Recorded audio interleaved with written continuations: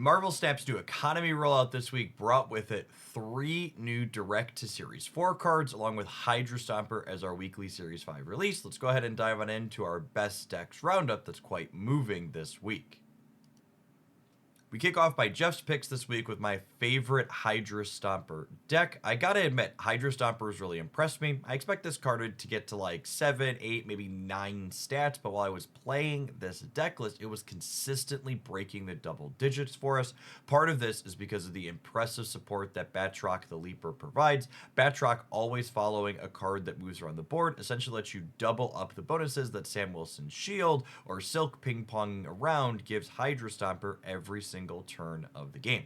This deck list has incredibly efficient scaling stats between Kraven, Sam, Hydra Stomper, and Miles, and then it tops everything off with some of the best tech cards Marvel Snap has to offer, with Luke Cage, Juggernaut, and Shang-Chi all capable of winning games on their own. As far as higher series cards go, I would say Kate Bishop and Rocket Raccoon and Groot are definitely the replaceable ones here. They just serve as additional movers. Things like Jeff the Baby Landshark, Nocturne, and even Nightcrawler can be fine substitutions there. Sam Wilson, Hydra Stomper, and Batroc, I would say, are core to what's going on here. They're responsible for putting up numbers and provide key movement synergies that are just not replaceable with other cards. My second Jeff's pick this week has a really fun answer to the question, what does my Mr. Negative deck do when it doesn't draw its namesake? So this Anti-venom negative deck is leveraging the fact that most of Mr. Negative's payoffs are also excellent for Anti-venom to make completely free, and then we pair this with a copy of Grandmaster so we can Anti-venom twice over the course of the game, frequently allowing us to slam Iron Man, Gore, Taskmaster, Mystique, and Sage in some combination on the final turn of the game for an incredible amount of cube equity. One noteworthy call out I want to make about this particular deck list is that you should note the absence of the card Magic. While her effect is really solid here, I think she's kind of poor in the metagame overall with how much Thanos is going around, i.e. Reality Stone turning off your Limbos. If you exist in a pocket of Marvel Snap's metagame where you don't run into the Mad Titan very frequently, you could add Magic in over either Sam Wilson or Luke Cage, but I think in the higher MMRs where I'm currently playing, I would favor not playing him. As far as higher series cards go, I would say Gore and Anti-venom are the ones that are not replaceable here. Anti-venom has core synergies like we just talked about, and Gore is one of the biggest numbers you can be copying with Taskmaster consistently. Sam Wilson, Captain America, is just a generically good 2 energy card. Grandmaster is here for doubling up Anti-venom's trigger, but you could substitute that out for an Absorbing Man that does that in a little bit more clunky manner, and Sage can easily substitute out for any other card that you're fine copying with a Taskmaster or is good with Mr. Negative and Anti-venom. Things like Wolfsbane or Ironheart are reasonable choices there. We move into our high potential category, i.e. deck lists on Untapped that have really promising stats and albeit smaller sample sizes so far. They could be the next big thing as they grow in popularity from being in roundups like this one, but they could also level back out to more normal as more people pick them up. We kick off this grouping with this Miss Marvel Doctor Doom control deck. This deck list has 2 pretty different game plans. You can get Miss Marvel down and then spread out stats with Doctor Doom on the last turn, fighting for all 3 lanes very efficiently, especially in tandem with Captain Marvel jumping to wherever you need her the most. But you can also go the Sandcastle kicking route with things like Enchantress and Red Guardian busting up whatever your opponent has brought to the table. I think this deck list is pretty flexible in terms of higher series cards, with Miss Marvel spreading out stats and Gwenpool providing extra numbers being the key extra ones to have. Sam Wilson, Captain America, Kate Bishop, Iron Patriot, even Red Guardian and Copycat, these are just efficient stats that you can play out early, spread across a variety of energy costs. You're just going to want to make sure you keep a mix of 2 and 3 energy cards if you're changing things out with substitutions, because Miss Marvel explicitly cares about having different energy costs at your other locations to get her bonus online. Rhino makes his first appearance in a Best Decks Roundup since his rework. For those who haven't been keeping up, 3/6 Rhino now creates a rock at his location as opposed to ruining it. This rock serves double duty inside of this Mockingbird death deck. It's a created card that can make Mockingbird cheaper, and you can blow it up with either a Killmonger or a Lady Deathstrike to discount death after the fact. This deck list has a really clean mix of interactive bits, with Killmonger being not only an enabler for you, but disruption for your opponent. Same with Lady Deathstrike. You top it off with a Shadow King as well to chop down big numbers and efficient stats of our own on the back of Mockingbird, Death, and even Hood's Demon. And I feel like you've got a pretty solid mix of things going on inside of this core. This deck list is actually pretty budget friendly as well, with X23 and Nico Minaru being the only higher series cards. If you need to replace either of these, I'd recommend substituting them out for things like Spider Ham or Iceman that are other 1 energy cards that you don't mind killmongering or carnaging to enable Death or potentially Mockingbird. Nico Minaru is definitely a card I'd recommend picking up though in general, because she provides a lot of flexibility and utility in spots like this. If she's missing from your collection, she should be a higher priority token pickup with the new system.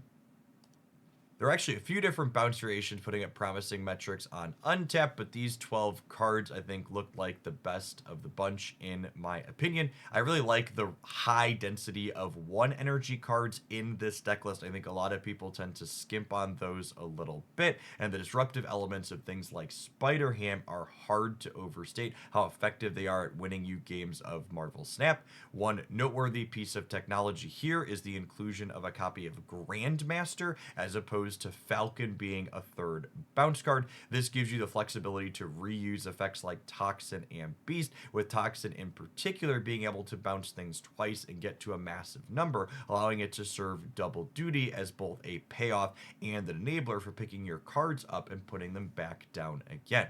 As far as higher series cards go, I would say Agent Venom and Toxin, as well as Hitmonkey, are at the top of the list of things you need to have for this deck list to operate as efficiently as possible, while other ones like Silver Sable and Sage and Grandmaster are probably replaceable for other things, even if they pull the power level of the deck down a little bit. Other payoffs like, say, Wolfsbane for Sage or Falcon for Grandmaster to give you that 3rd bouncer back if you're missing the utility from this card are good examples of things you can substitute out here. Our standout top performer on Untap this week is once again the Ajax Miles Morales deck. This deck list slams really efficient stats between its namesakes as well as Abomination, and then it has some disruptive elements in the form of Red Guardian to give you a lot of counterplay into most things. Even when your opponent has something like a Luke Cage disrupting your Ajax energy, you could still generally put out reasonable stats. While these 12 cards are still doing excellent on Untap, we also have a build featuring more of the movement package and Hydra Stomper. This build feels like a really clean upgrade if you're someone who really doesn't like losing to Luke Cage as frequently. This one cares about him even less, since you have this movement package as a different dedicated way to get big stats onto the board fairly consistently. Thanos Tech Card Mush remains the most popular deck per the Untap tracker, and that matches my anecdotal experience playing on the latter as well. Noteworthy call out this week, while it certainly earned the most popular tag still, I'm dropping the top performing moniker. While this deck doesn't have bad metrics, it does not remotely perform at the same rate as the Ajax Miles deck that we were looking at moments ago. Our second most popular deck on Untapped is Silver Surfer Variations, mostly featuring Captain Carter after her very sizable buff. This deck list doesn't have particularly impressive stats, but also doesn't have terrible ones either. I'm going to be interested to see if it can hold on to its popularity when Captain Carter is no longer the shiny new thing and people are no longer being forced to play it to earn extra gold for their weekend missions. As always, these Surfer deck lists are very flexible in the specific cards that you are playing. If you're missing higher series things like Sage, Copycat, Red Guardian, or Makari, substitute them out for other efficient 3 energy cards, ideally disruptive things like Luke Cage and Mobius that are capable of winning you games all on their own. With all the new move toys added this week, predictably Scream decks have been pretty popular, but a lot of the more traditional builds have actually had pretty middling stats, I would wager because they have a tougher Thanos matchup. In enter this particular list I wanted to highlight today, which is a standout performer among the Scream archetype, which is splashing in Cassandra Nova and Darkhawk, along with Korg and Rockslide as enablers for the non-Thanos deck to give you an extra edge in your big deck matchups. You keep a lot of the power that the Scream core has to offer while gaining extra stat sticks that are most efficient in your matchups that are hardest for you. There are a lot of people playing a lot of different move variations on the ladder right now, thanks to the 4 new cards that released supporting the archetype.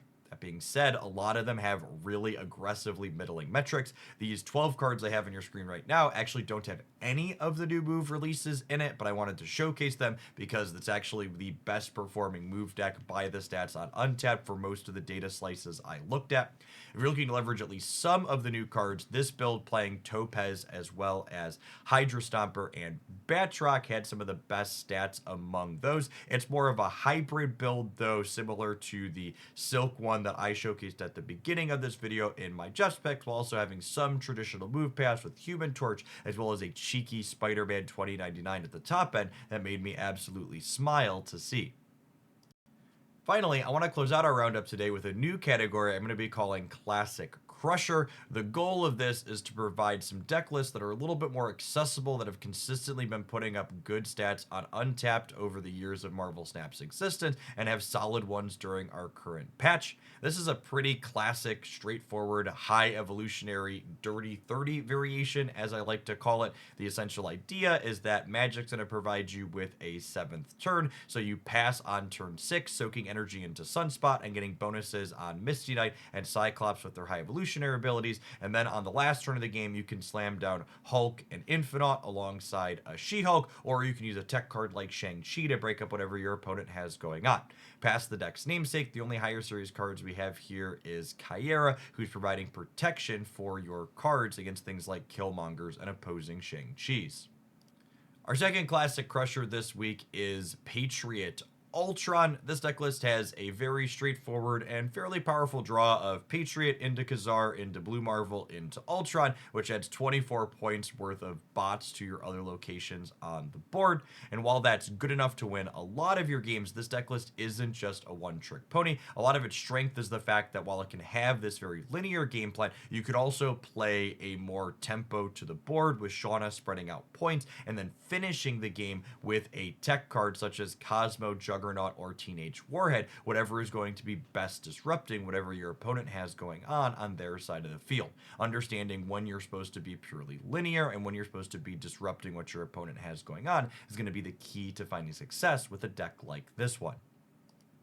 Thanks for making it all the way through to the end of the video. If you enjoyed my deck list roundup here today, smash that like button so it can hopefully reach some more people so they can also find sweet deck lists to play as our latter season in Marvel Snap is finishing out. If you happen to be new here, consider subscribing to the channel so you don't miss any game news updates surrounding Marvel Snap or awesome deck list roundups like this one. Whatever your ranked goals are for the season, I hope you manage to achieve them, but I'd also serve to give you a reminder that this is a game that you should be playing for fun. So if you're coming up short of whatever that goal might be, don't let it suck all of your joy out of your leisure time. The upcoming X-Men season looks like it's got some sweet new cards in it. If you missed the official season trailer update for that on the main Marvel Snap channel, I'll link it and all of its cheesy 90s sitcom goodness in the video description down below, along with a bunch of the deck lists from today as well for easy importing. I hope your next Snap pack is an excellent one. Have a good weekend gaming, gamers.